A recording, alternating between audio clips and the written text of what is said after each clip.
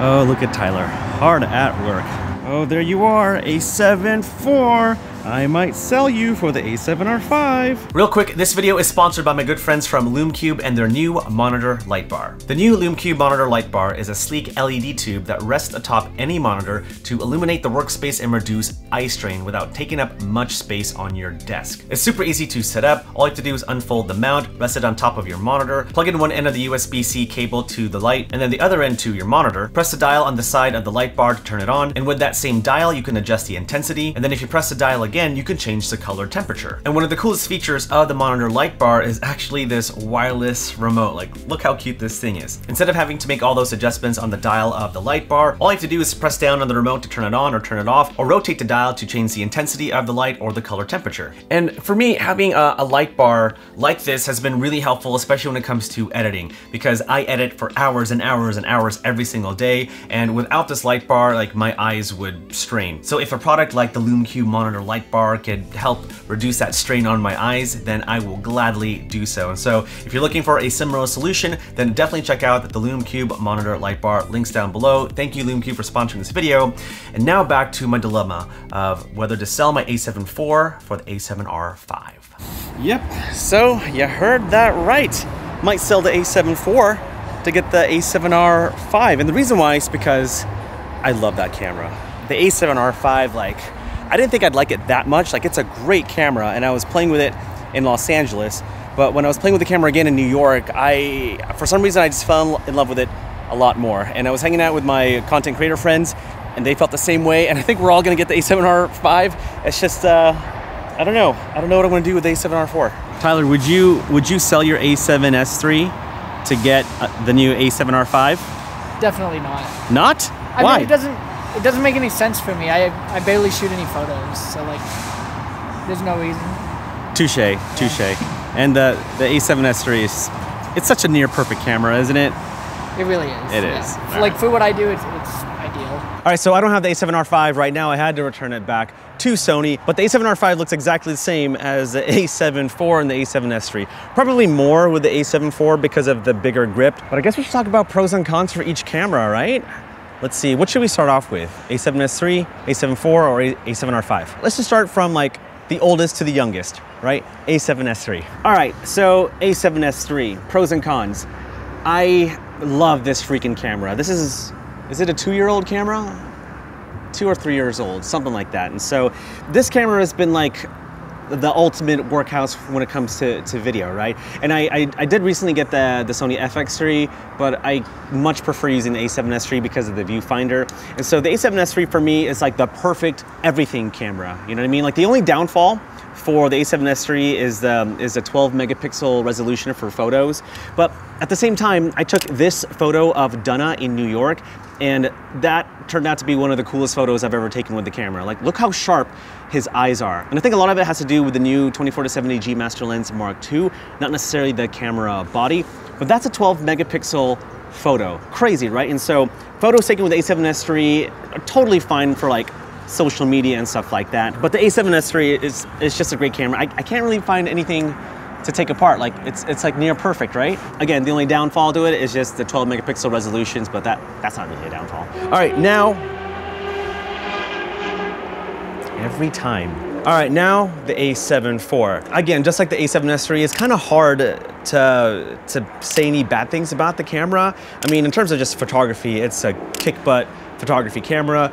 33 megapixels, like, you can't go wrong with that. On the video side of things, great, amazing 4K video, 4K 60, although there is a crop when you are filming in 4K 60, and I know that's a big bummer for a lot of people, but honestly, I don't really care. Like, I've managed to utilize the 4K 60 crop to my advantage to extend the reach of my shot. And so, yeah, I don't mind the 4K 60 crop. The only thing, though, is that you can't film 4K 120. You can only film in HD. But, you know, that's what my A7S3 is for. I can film 4K 120 all day with the A7S3, where with the A7 IV, 4K 60, crop. And there's some pretty cool video features on the A7 IV, like breathing compensation. Like, you know, there are some lenses where if you try to focus, it kind of breathes in and out on the edges. With the A7 IV, there's a feature where it kind of crops in just a little bit so that you don't see that breathing in and out from some lenses.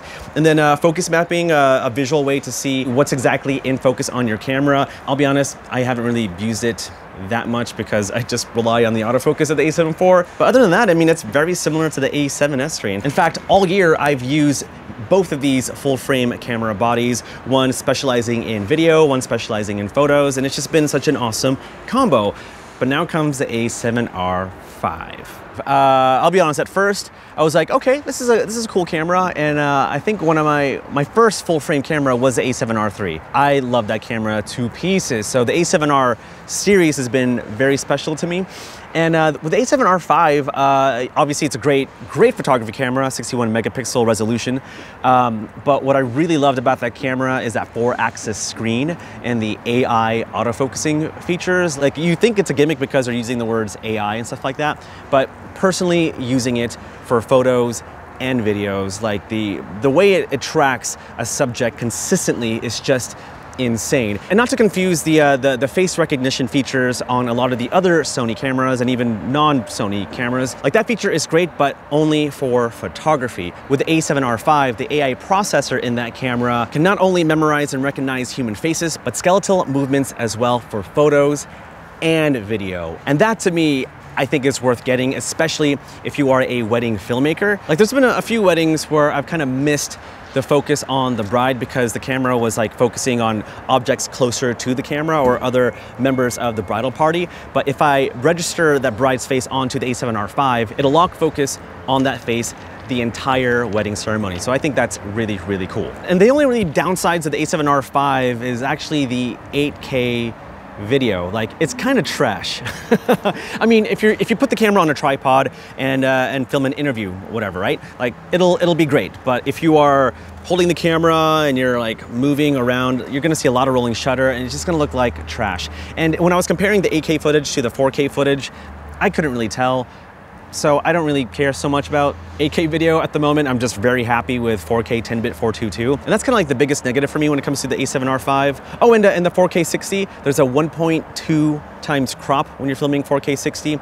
And also you cannot film 4K 120, only HD 120. And is there anything else I don't like about the camera? Oh, with the AI autofocusing, when you register a subject's face to your camera, you can actually prioritize how fast the autofocusing will be, which is really cool because if you want to use the camera for like wildlife and you want to take pictures of birds or hyenas, I don't know. Like, you can set the autofocusing to be extremely fast. And when it comes to the human face, you can like set it to a little bit slower so that the autofocusing looks a little more natural. When I get the camera, I'll play with it a lot more, but that's a really cool feature on the A7R5. But other than that, like, good gosh, it's such a beast of a camera. Are we in? We are in. Oh, this is nice. All right, so before I make my decision on whether to keep the A7 IV or sell it and get the A7R5, I want to have a chat with my guy, Tyler. He's been filming stuff for me for the past 2-3 years? Yeah, about that. So he has a lot of experience using cameras in general, but you chose the A7S III not too long ago, right? Yeah, about a year and a half ago, I think now. Yeah. And what do you love and what do you not like about it?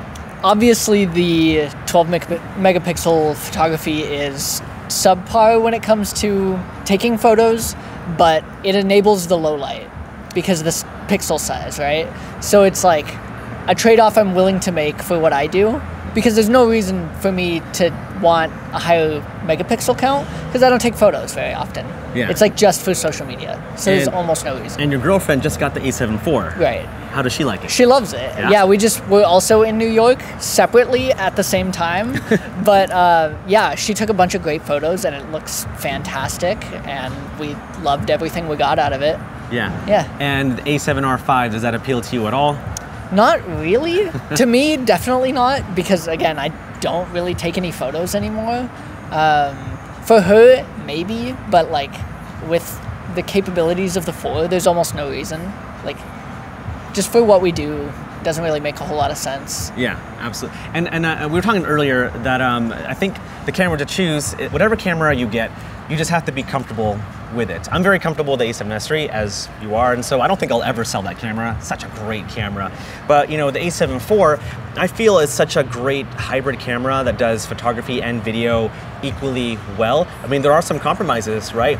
But if you're looking for like just one full frame camera to do it all, it would be the A7 IV in my opinion. Now, and on a budget too? And on like, a budget? What is it, $2,500? $25, and the R5 is like $4,000. Yeah, like for the price difference, like it's what, the AI focus and 8K video. Yeah, and to be fair, if the A7R5 was never announced, like I would be absolutely fine with the A7 IV, 100%. But since it came out, I do want to have it. And as far as my decision goes, should I sell the A7 IV? No, I'm gonna keep it. Really? Yeah. The reason why is because this will be a great studio camera, a camera just to leave in my office, and a camera that I can take out of the tripod and just take photos and thumbnails and stuff like that. Where with the A7S III and my A7R5, I can leave in my travel bag. You know what I mean? So now I'll have two full frame cameras that kick butt for video and photos, and I don't have to bring my backpack to the studio. Like I could bring like a smaller bag to work, and I can just rely on the A7 IV. But to be honest, like they're all great cameras. You just pick one and you can't really go wrong if you're looking for a full frame camera. You know what I mean? Like I took great photos of the A7S III, even though it's not really meant to be a photography camera. I've shot some amazing stuff with the A7 IV, even though there's some video features that are lacking. And I've shot a ton of stuff with the A7R5 that also are lacking some video features. But I don't know, like all cameras are great, whether it's Sony or Canon. Like Canon just announced the R6. I'm sure that's gonna do great. Like you can't go, cameras these days are just so good, you can't really go wrong. So yeah, if you want to get the A7R5 and you have the money, get it. If you're more into video like Tyler, then get the A7S III. Or if you're looking for just that one camera to do it all, even though there are compromises for both, I would get the Sony A7 IV. Is that clear? I think that was pretty clear. Yeah, I think so.